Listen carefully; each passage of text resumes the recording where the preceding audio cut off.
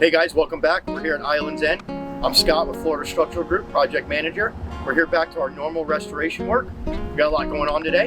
In the front, in the orange lift, we have the guys coating the anchors per the engineer's approval. They're gonna pack them with a grout and get ready for the next step.